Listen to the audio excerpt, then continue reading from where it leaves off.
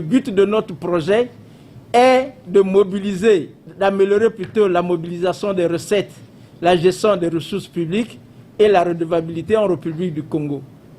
Donc, le PRISP est disposé à vous appuyer la DGID de manière à ce que, au terme de cet atelier, nous soyons capables, donc vous disons, de mettre en place un plan stratégique qui puisse permettre de régler au fur et à mesure les problèmes qui se posent avec acuité au sein de votre structure, de manière à ce qu'au terme, le Congo puisse voir les recettes hors pétrole s'améliorer. L'atelier de Brazzaville se fixe également comme objectif de recueillir les contributions des cadres et agents de l'administration fiscale. Ces différents ateliers s'inscrivent dans le cadre de la rédaction du projet de plan stratégique 2022-2025 de la Direction générale des impôts et des domaines qui, après validation, servira d'outil de pilotage. C'est en février 2019 que débutait le processus d'évaluation de notre administration fiscale par l'atelier de lancement de l'outil TADAT. Cette évaluation, à travers les analyses sur la performance, a permis d'identifier les contours d'une organisation fiscale moderne arrimée aux standards internationaux qui permettront d'optimiser les recettes fiscales hors pétrole.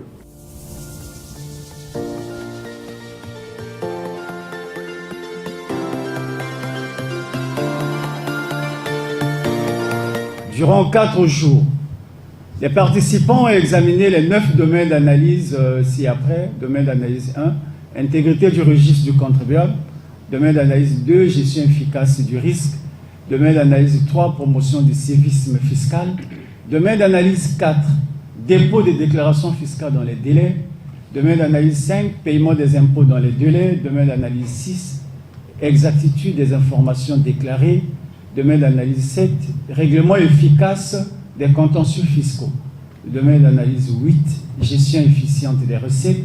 Domaine d'analyse 9, responsabilité et transparence. Et enfin, le domaine d'analyse générale. Nous voici au terme des travaux des assises relatives à la présentation et au recueillement des contributions sur la matrice des recommandations de mise en œuvre de l'outil TADAT qui serviront à l'élaboration du projet du plan d'action stratégique de la Direction générale des impôts et des domaines.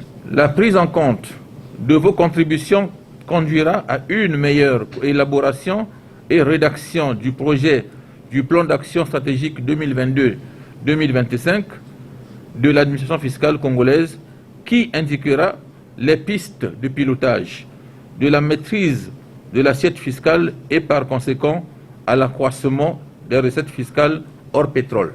L'outil TADAT qui a permis de ressortir les forces et les faiblesses de l'administration fiscale congolaise ainsi que sa maturité par rapport aux bonnes pratiques internationales nous amène dans une voie de parachever une vision afin d'arrimer notre administration aux standards internationaux d'une administration fiscale moderne.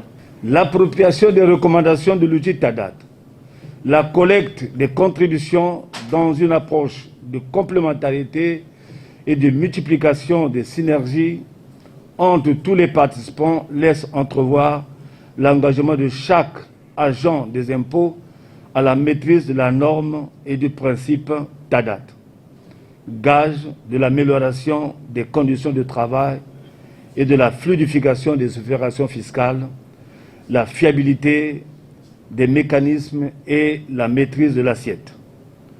Nous conviendrons effectivement que vos contributions à l'issue de cette série d'ateliers constituent un maillon efficace de la rédaction et la mise en œuvre du plan stratégique 2022-2025 de la DGID. Nous avons élaboré un certain nombre d'éléments pour nous permettre de nous arrimer. Donc, l'instrument TADAT, c'est l'instrument standard qui permet à l'administration fiscale de savoir quelles sont les bonnes mesures qu'il faille adopter dans une administration fiscale en matière de gestion des hommes, en matière de gestion des contribuables, en matière de gestion du personnel de l'administration fiscale.